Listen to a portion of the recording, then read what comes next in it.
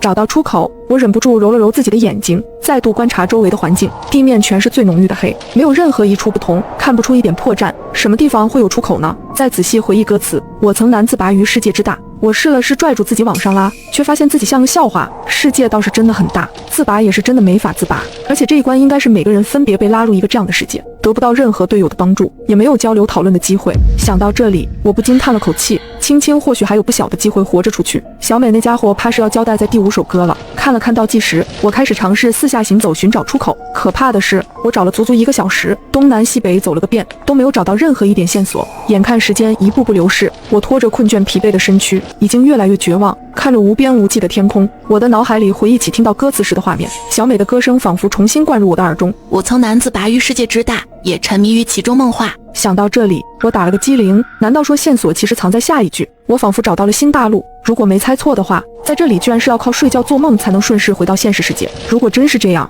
那这个规则的制定者也太阴险了些。眼看着倒计时不断流逝，于是我果断做出决定，索性躺下闭眼，带着一身的疲惫睡了过去。没多久就失去了意识，直到身边传来呼唤我的声音：降职，降职。再睁开眼，我竟已经在教室之中。教室里的人不知不觉已经少了一大半，青青和小美所幸都还在。没想到我居然是靠着小美的胡乱跟唱，才想出来最后的思路。小美你真聪明。我不禁轻轻一笑，我还以为你要永堕其中了呢，没想到你也能活着出来。小美揉了揉惺忪的睡眼，解释道：我根本没找到你们说的什么解法思路。听到这里，我们整齐地看向了他。没找到解法还能活着出来，你开挂了吧？谁知他摸着后脑勺，尴尬地说道：我进去之后简单思考了2下，发现我根本没什么脑子，就只好放弃了，干脆躺下休息了。闭着眼睛太舒服了，一不小心我就睡着了，然后就回来了。听完，我和青青面面相觑，这或许就是传说中的傻子课高手。第6首歌响起，一步两步，一步两步，一步一步是爪牙，